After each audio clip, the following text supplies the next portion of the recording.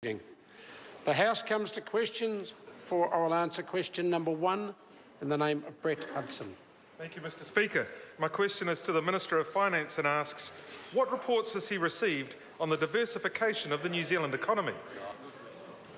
The Honourable Stephen Joyce. Mr. Speaker, on behalf of the Minister of Finance, I've seen a number of reports, including as recently as last night, when the Technology Investment Network report was launched by the Minister of Science and Innovation.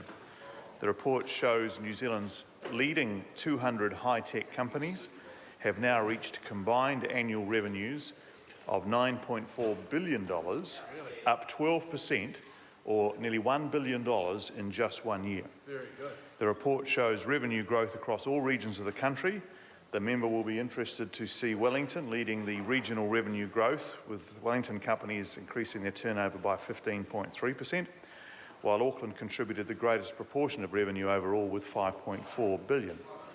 This report is another positive indicator of the health of the tech sector, a tribute to the companies and their staff involved, and also shows the value of the work that government agencies are doing through the business growth agenda to help grow those companies.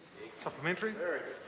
Supplementary question, Brett Hudson. Thank you, Mr. Speaker. To the Minister, what role does research and development play in the growth of the tech sector?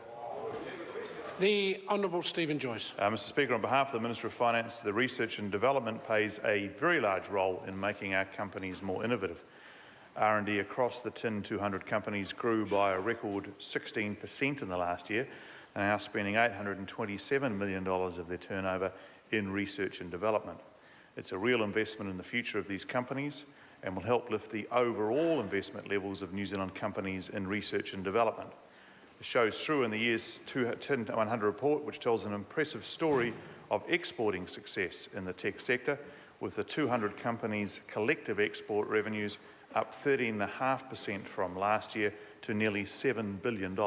Supplementary. Supplementary question, Brett Hudson. Thank you, Mr. Speaker. To the Minister, how is this growth translated into jobs? The Honourable Stephen Joyce. Mr. Speaker, on behalf of the Minister of Finance, job growth amongst the TIN 200 companies has increased by nearly 8% in the last year alone, with nearly 3,000 new high-value jobs created. These 200 companies between them now employ almost 40,000 people.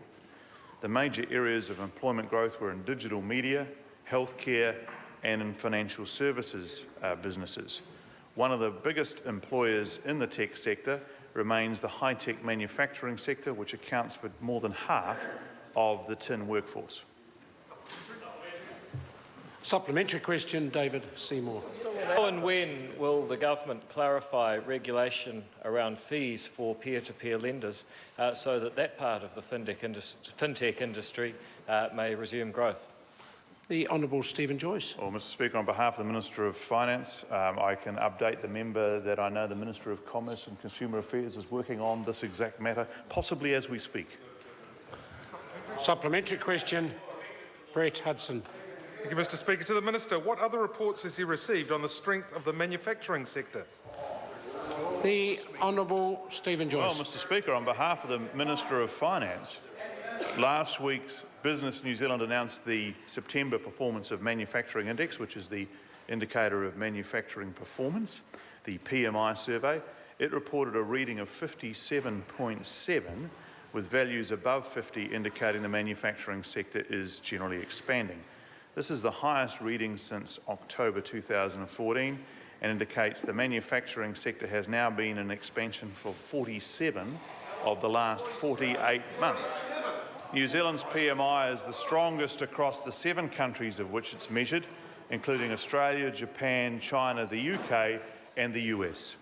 Supplementary, Mr. Speaker. Supplementary question, Grant Robertson. Thank you, Mr. Speaker. Can the Minister confirm that since his government came into office, housing debt has grown from $161 billion to $223 billion, an increase of 39%, and at the same time, business lending has increased from $82 billion to $92 billion, only a 12% increase? And is that the kind of balanced economy he's after?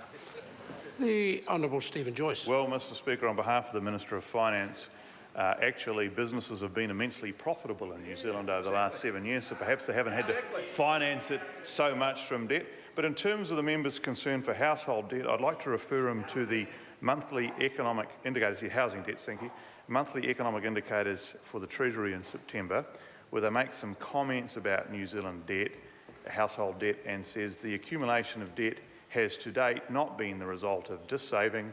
Debt servicing rates are well within historical ranges and may fall further. Net wealth and net financial wealth has been increasing, and housing debt to asset ratios have been falling. So it's not all bad news, Mr. Robertson. That's according to the Treasury. That's according to the Treasury, Mr. Robertson.